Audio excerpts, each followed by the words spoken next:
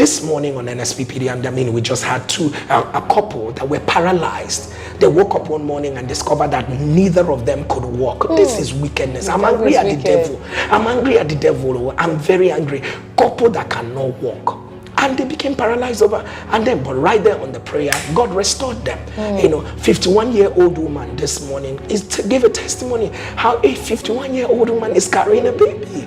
It is indescribable. And the other one spoke about how her dead sister, stone dead, absolutely dead, was restored back to life. Indeed, what God cannot do does not exist.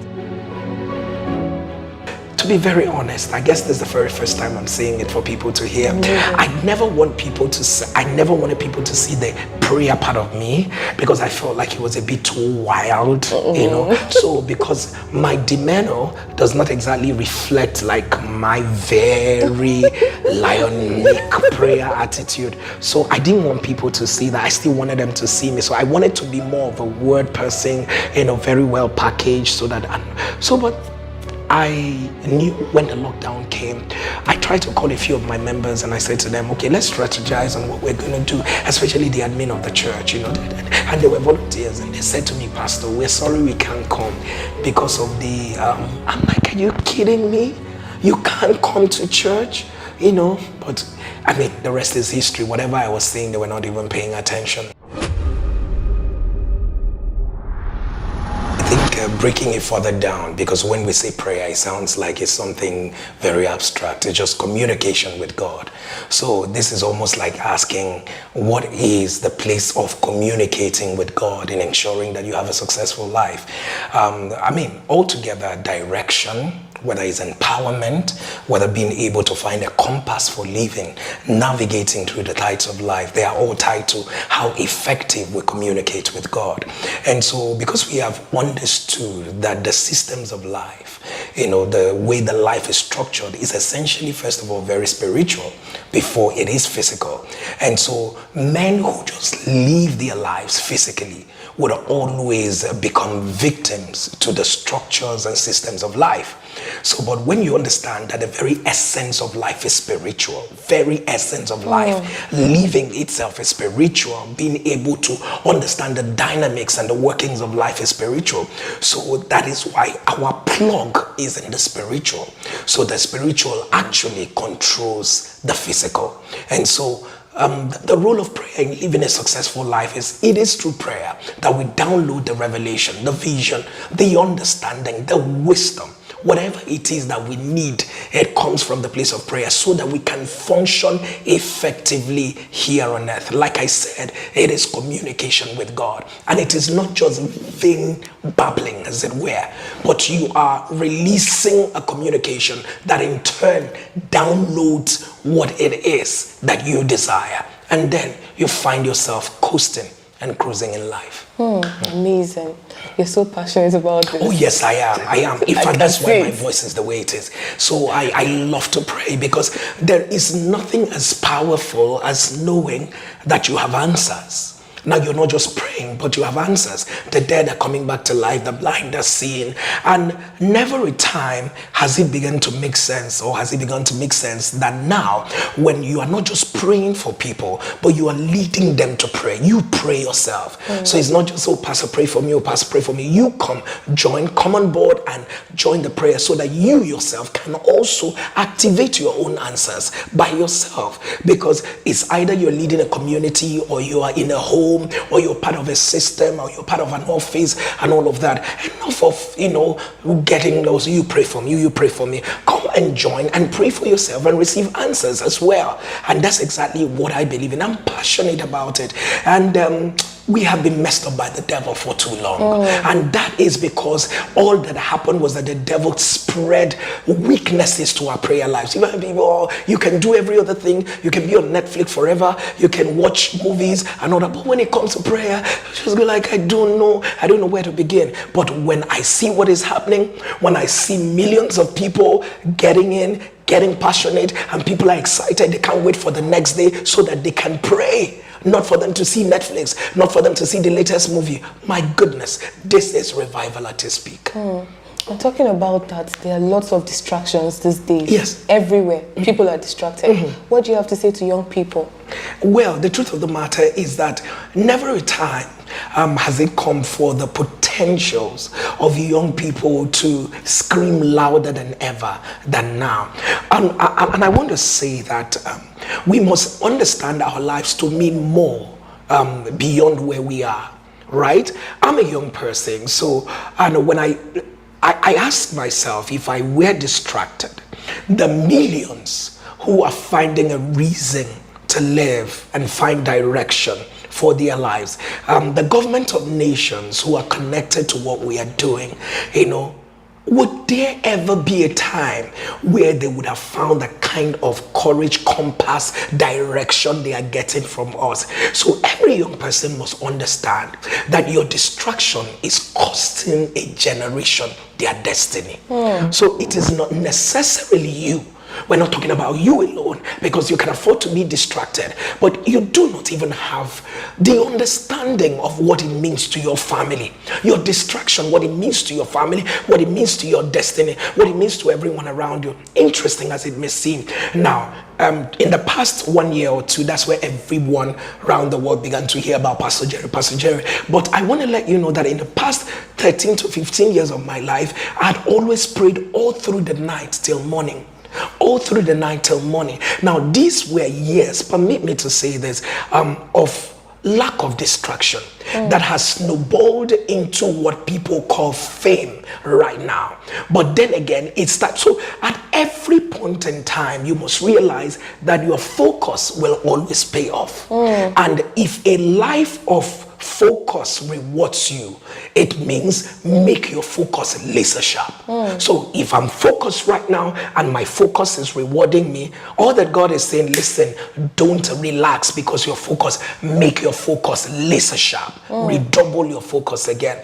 And so the solution to issues, whether they're issues we complain about, is young people. It's young people, because we complain, the older generation, they won't let the young people come up. They won't let them, because the young people themselves, I do not think that they have received so much capacitation by speaking to themselves, by owning up, like acting like the Extras and Daniels of their generation. Now going out there to say, you know what, I am responsible. They are not responsible, because there is a way I will be responsible. Things will align. I wouldn't have to complain, because the question right now is, who is responsible? And until we stop the blame game of us and them, and somebody says I'm responsible, that is when we're going to be unlocking new portals of change. Amazing. I believe you're getting inspired here. It is possible to change your story. Focus is what eliminates distraction. Even the Bible says that a double-minded man is unstable in all his ways. And you have been an inspiration to countless people all over the world. Tell us your story. Okay, so the question is, where do I begin from? So like you rightly said, I was born 39 years ago to a single mother. Amazing. So my mom was a single parent. So we grew up in a very poor home. I know people say it's very generic for all these people who get lifted to say I grew up. I sincerely wish I could have changed the narrative and said I grew up in a wealthy home. So whenever people become known, they say I grew up in a poor home. But that's the truth. I grew up in a poor home. The kind of poverty that poor people would tell you you're poor. So we were almost at the lowest ladder of poverty, because my mom was a single parent. And then that is how my journey began. So somewhere at about when I was 7 or 8, at about then, so my sister took me to a church, and that was where I gave my life to Christ, as early as that. So I walked in there and I just saw people, praying. There was no electricity in that place, so but there was candle. I remember so I kept crying. I kept crying. I can't really say someone preached, but I kept crying. I just gave my life to Christ. So, and that day a woman prophesied. How all these old people who prophesy. So while church was going on, she said she saw Jesus holding me there to the heart, and then the rest is history. And so, we grew up literally on the streets. you know, where it was hard because it was my mom alone. It was hard to get 3 square meal. Did I say 3 square meal? That's luxury. I probably will be talking about 1 square meal. It was hard for us to come by 1 square meal. So, and this is what I said, which some people try to misunderstand. So, and I said, you know, being in that place where all we had was God. So, there was nothing to turn to. My uncles at the time, you know, were a little well off, but they didn't care about us. So all that mattered was to turn to God.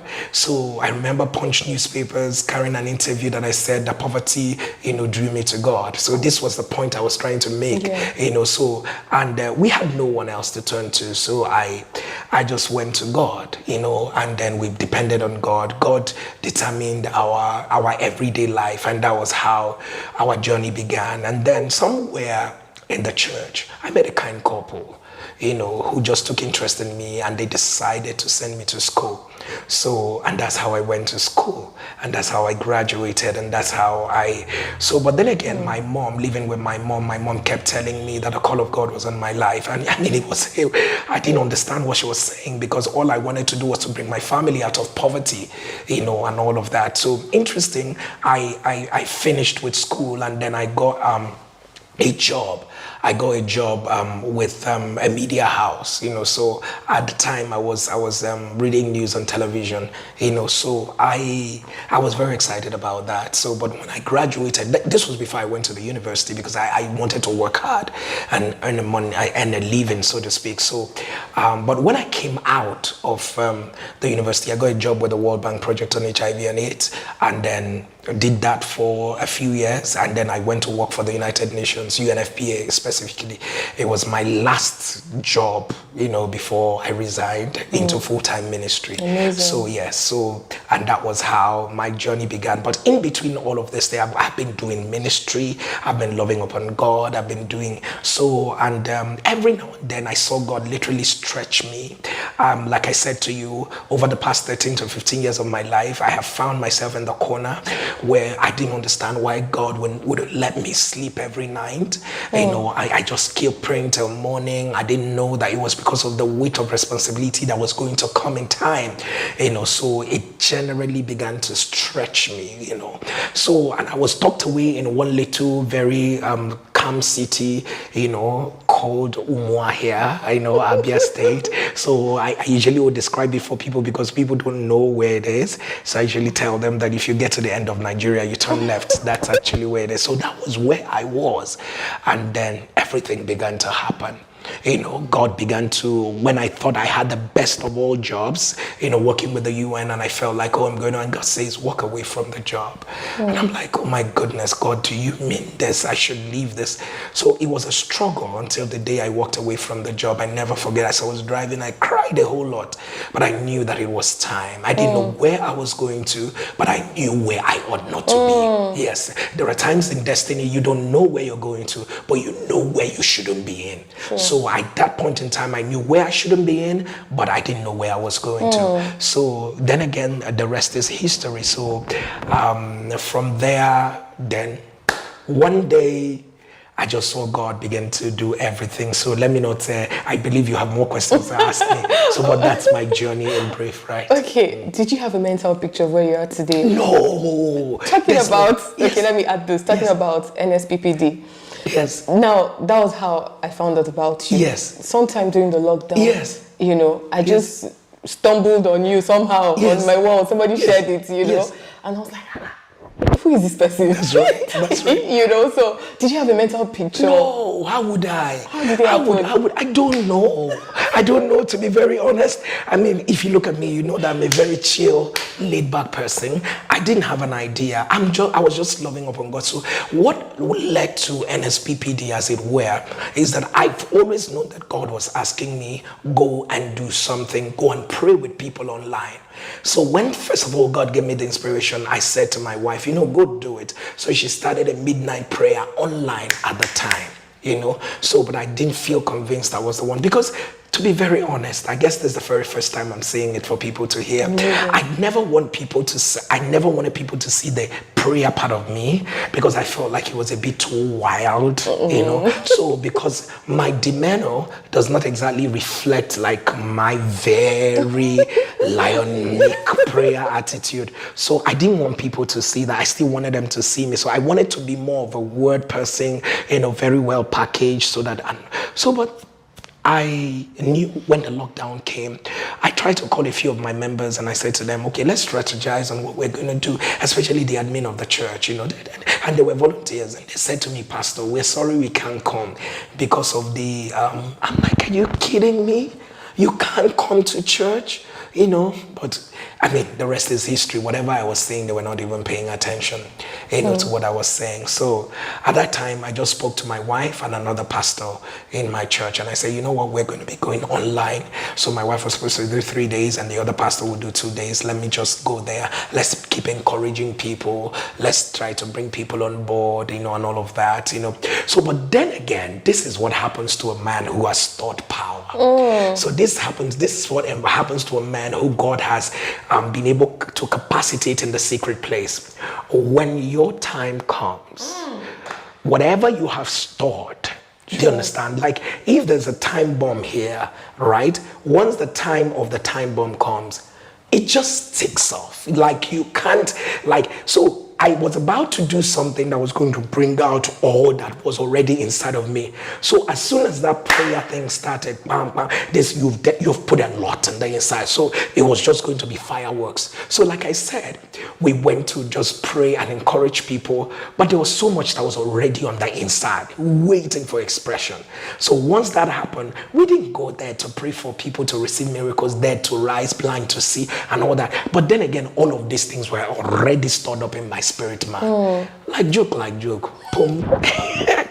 Everything all just came alive. Yes. It just happened. Yes, everything all just came alive. Talking about what God cannot do. Yes. Does not exist. Yes. Yes, it is everywhere. It is something that I saw.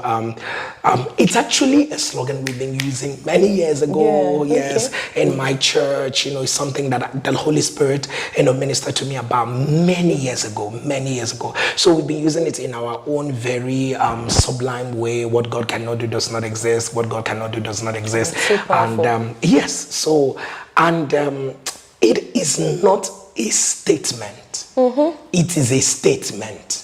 So it is not, we're not just making a statement, God cannot. It is where we are. It is not just a pronouncement. It is the life that we know.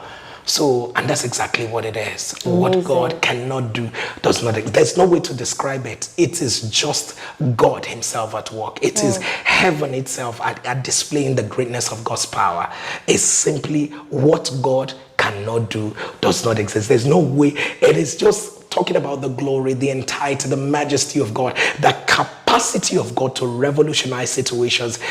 Oh my goodness, where do I begin? Talking about NSPPD is to talk about life, talk about families, talk about change, talk about glory, talk about the finger in the hand of God. That is when you say talk about NSPP. Talking about NSPPD is just talk about, I don't know, but it just comes alive. That's why people say, do you get tired at all? How will I ever get tired when it is all about the sum total of the fullness of God? I have seen presidents of the world literally come to their knees because of what God is doing on NSPPD. I have seen people seek God from afar, different. It happens every Sunday that I see people traveling in from different countries of the world. You know, some come and travel back without seeing me, and they are just satisfied. I have come to go where what God cannot do does not exist headquarters, you know, and all of that, and they pretty much just leave. So it is a move. It is not about Pastor Jerry. It is a revival of the strange acts of God. A time came when people became extremely very apathetic. And people were wondering, do these miracles happen? These things are you know. So people just became tired, so to speak. But a move people are beginning to trust God. People are beginning to say, you know what, God can do this thing. So these things are not a lie. You know, now I don't have to be in a crusade, because it's a crusade that goes on every morning. I could just sit by my bedside and God will reach out to me. Broken spines will be aligned. I'll just be there, and people who can. This morning on NSPPD, I mean, we just had a couple that were paralyzed. They woke up one morning and discovered that neither of them could walk. This is wickedness. I'm angry at the devil. I'm angry at the devil. I'm very angry. Couple that cannot walk. And they became paralyzed but right there on the prayer, God restored them. 51-year-old woman this morning gave a testimony how a 51-year-old woman is carrying a baby. It is indescribable. And the other one spoke about how her dead sister, stone dead, absolutely dead, was restored back to life. Indeed, what God cannot do does not exist. This is so powerful. I believe you're getting inspired right now. This is so inspiring. What has been your greatest challenge, and how have you been able to overcome it? I know this will sound cliche, right? I don't know that I see challenges. I don't know, and I'm being very honest with you. I am a very positive person. I don't like people telling me about breakdowns. I always make something out of it. So right now, I don't know what is my challenge, what I could describe as a challenge, because challenge is something that you consider a little militating against where you're going to. So I do not see challenges. If anything has been challenging right now, is that I've lost the life I used to know. So like I was telling my PA this morning,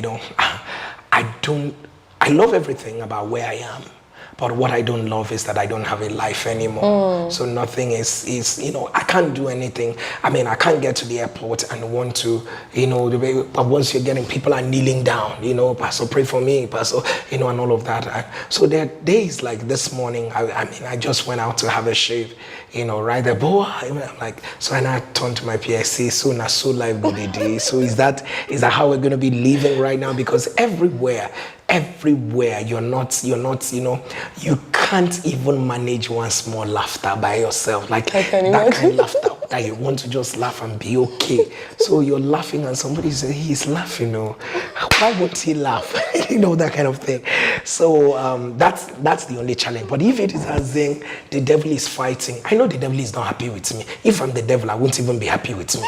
Do you understand what I'm saying? I know he's not happy with me. That one is not a challenge. I know people will not like me. If I'm those people, I'm not even sure I will like me, because from nowhere, where did this guy come from? So those are not challenges enough. Some Christians, some Christian or Christian ministers will not like the way God is. It's not a challenge. Like I said also, if I'm in their shoes, I don't know where this young man that God is bringing from nowhere. So those are not challenges for me. My eyes are on the ball. I believe that life is short. I know we are all praying to have a long life and not die. But it's all up to the Maker to determine how long we're going to stay on earth. I want to be remembered as one young man who kept his eyes on his vision and on his goal. No matter how imperfect the journey was, but he kept his eyes on his vision and his goal, gave it his all, and died at his duty post. That is what I want to live for. Amazing. What is your most urgent and pressing message to a young Nigerian watching you? Never live your life without understanding that you have a mandate to fulfill. Please, to every young Nigerian who is listening to me, it's urgent like life. It's urgent like life and death. You have a mandate to fulfill. And there are destinies tied to you. And may you say on the day of your death that you died empty. That you didn't die understanding there were visions and dreams stored up in your spirit, or in your body, or in your soul, as it were, that you were not able to let out. But you must understand that there is a mandate on your life. And when people understand that they are running with a mandate, they act like if they don't fulfill it now, something is going to go wrong. So to every young Nigerian, you must understand there's a mandate. We must fix this nation. We must make it work. Nobody will do it for us. We will be the ones to do it. Amazing. Finally, For someone watching you right now who is confused about life, who is frustrated, in Nigeria right now, every day you wake up to bad news. What word of encouragement do you have to such a person? The truth of the matter is that Jesus didn't resurrect until he died. I do not think that bad news is a sign that things are getting destroyed. It's a sign that some change makers are rising. If there was never a COVID, maybe my name will never be as loud as it is. True. Right? So, and I do know there's another Jerry Eze in one corner. Will he take responsibility? Will he understand that there's a solution that is stored up in his spirit man? Will he dare to try? Will he get out of the box? Will he be bold enough to confront the situation? And so this is how we can be part of the change cycle. So you don't sit down and just say to yourself, oh, things are just spoiling, I don't even know. Can I take ownership? Can I be responsible? Can I say, you know what? I can even be part of this change cycle to make things work and all that. So when it is getting worse, there are change makers who their season of manifestation has come. All they just need to do is just to step out and be all that God wants them to be. Amazing. Thank you so much for being here today. My pleasure. Thank you so much. I hope you have been so inspired. No matter what you're going through right now, always remember that you can change your story. Your life starts with a decision. The day you make a decision about your life, that day your world will change. Get up now and do something positive with your life. Join us same time next week. Thank you.